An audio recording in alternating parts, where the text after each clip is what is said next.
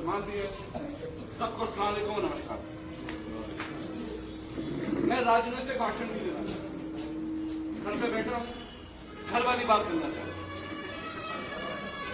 मेरे बात ये समझ में नहीं आ रही कि ये सरकार जो हमारी चल रही है वो पिछले 6 साल में इतना कुछ कर चुकी है हमारे किसान के लिए, लेकिन उनके अंदर है नहीं।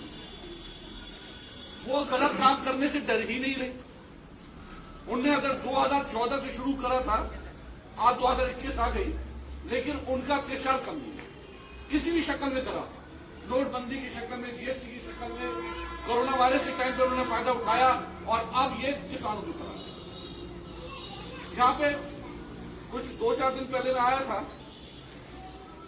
एक शादी सी थी, उसमें ऐसी चर्चा हो गई कि हमें क्या फायदा हो रहा है, हमें क्या नुकसान हो रहा है, किसान क्यों शोर मचा रहा है, सरकार क्यों नहीं कर रही। तो मुझे बात लगी कि लोग जो किसान नहीं है शायद इस आंदोलन से जुड़ नहीं पाते। जो किसान है उसे तो सामने शायद आ गया, लेकिन जो किसान नहीं है, जो शायद अपनी दुकान चलाते हैं या मजदूरी करते हैं या स्कूल में या मदरसे में पढ़ाते हैं, वो शायद इस चीज से जुड़ नहीं पाते। मैं यहाँ पर कानून समझाने नहीं आया हूं, कि कानून तो आप लोग ज्यादातर मीडिया में आ जाए तो जानते ही है क्या बात हो रही है, लेकिन मैं ये समझाना चाह रहा हूं कि कहीं से हम इस गलतफहमी में ना रहें कि ये किसान आंदोलन सिर्फ किसानों के लिए। इसमें चोट हमें भी लगी और लग रही है। आप छोटी सी बात देखिए, जब किसान अपनी फसल अपनी मर्जी से नहीं उगाएगा और उसको कोई व्यापारी बताएगा या कोई बड़ा बिजनेसमैन बताएगा कि तुम क्या उगाओ, तो वो उसकी फसल की कीमत भी उसी हिसाब से देगा, क्योंकि वो मालिक है। और जब किसान अच्छी फसल नहीं उगा पाएगा तो खाने का, गेहूं का जो ये सब है आपके, वो महंगे हो जाएंगे, क्योंकि जो व्यापारी होगा वो उसे संभाल के रखेगा। जब कीमतें बढ़ जाएंगी तब बाजार में लाएगा। जो आपको 20 रुपए किलो शायद आटा मिलता हो, वो जब तक 50 रुपए नहीं पहुंचा देगा तब तक वो बाजार में अपना गेहूं और आटा नहीं लाएगा, वो तो दबा के रखेगा। इसलिए बड़े बड़े गोदाम बन रहे हैं, बागपत में भी बन रहा है, और आपने देखा ना हो क्या बेड़ा के पास वहां बन रहा है।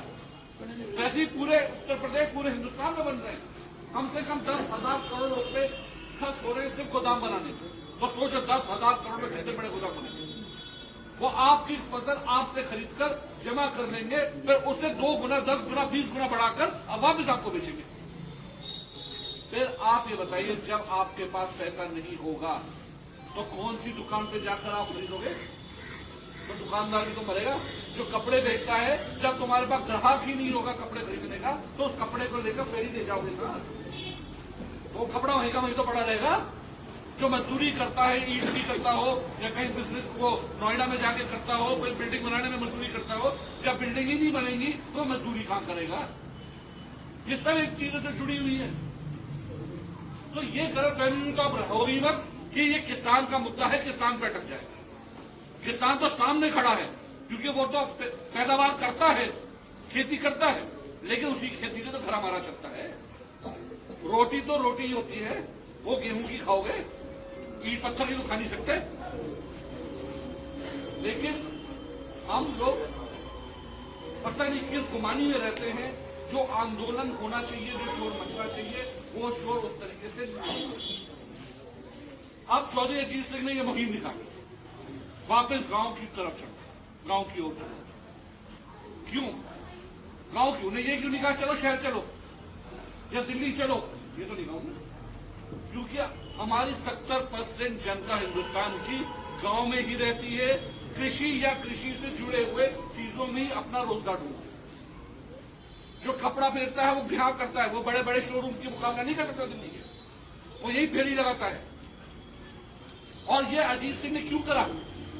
अजीत सिंह जी ने इसलिए करा क्योंकि वो कभी भी किसी एक समुदाय के नेता नहीं रहे। वो हमेशा कहते हैं, जब से उन्होंने राजनीति शुरू करी, 40-50 साल हो गए होंगे, हमेशा उन्होंने पढ़ा मैंने कि अजीत सिंह जी और यही चेंज कर रहे हैं।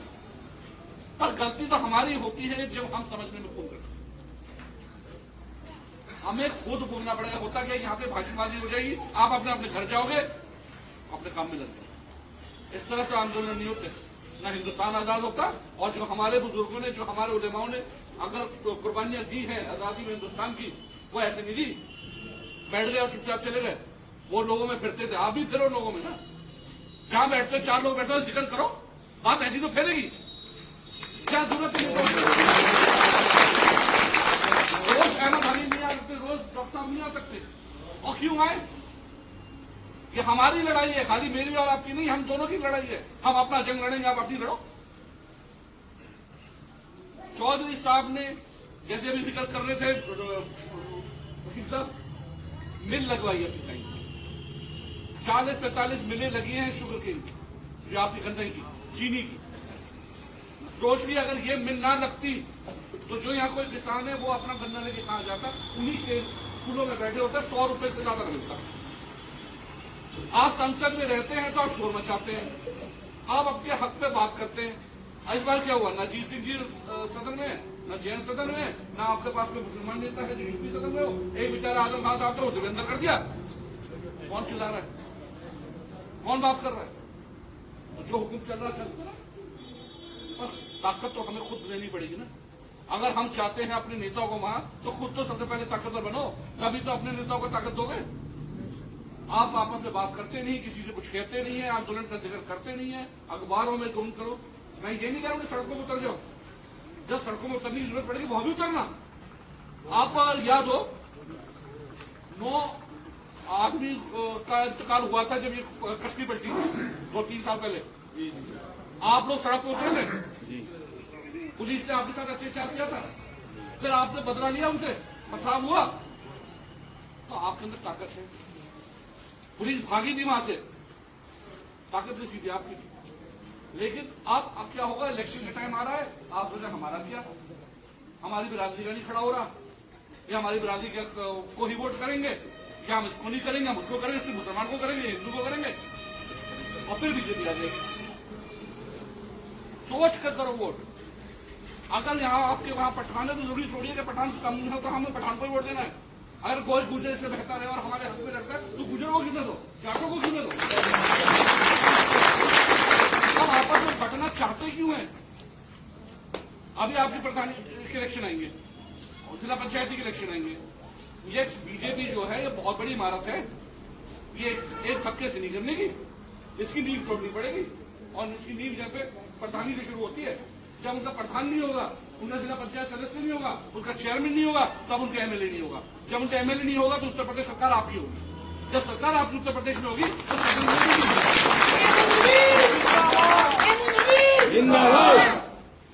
तो भाई मैं आप लोगों से गुजारिश करता हूँ, सोच लो। नहीं तो ये बच्चे जो बैठे हैं ना, आपकी तो कट गई, कैसे भी कट गई, 10-20-30 साल और कट गई, इनका क्या होगा?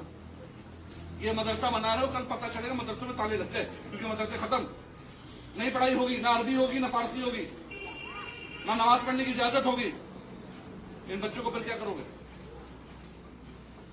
अपने बारे में सोच लो, अपने आने वाली नस्लों का सोच लो, नहीं तो ये सब खंडर हो जाएंगे। फिर जिक्र हुआ करेगा कभी जी एक मदरसा हुआ करता था, अब ये हमारे ऊपर है कि हम उस मदरसे को हुआ करता था रखें, ये मदरसा है, ये हम पर। और इसी तरीके से भाईचारा को, हमारे बाप दादा बैठते थे यार, हम और चौधरी तो साथ बैठा करते थे, साथ हुक्का पिया करते थे। अब क्या हुआ? अब हम किसी चौधरी के बगल में बैठे हुक्का क्यों नहीं पी रहे? इसने मना करा और हम बैठे ना, क्योंकि किसी ने हमसे कह दिया कि हमारे बीच में बंटवारा है। हमारे बीच में बंटवारा नहीं है, हमारे बीच में गलतफहमियां हैं। गलतफहमियां हटाइए, वापस मोहब्बत आएगी। जो बाप दादाओं से हम किससे सुनते थे, साथ उठने बैठने के, एक ही प्याला एक हम निवाला होने के, वो वापस ये मुहिम बोतल ने शुरू कर दी है। आप लोगों से इतनी गुजारिश है कि इसको हल्के न पड़ने दें। आपको नेता होना नहीं होता अपने हक के लड़ने के लिए, आपको बस जज्बाती होना पड़ता है और आपको अपने हक का पता होना चाहिए। मैं इतनी बात करता हूँ।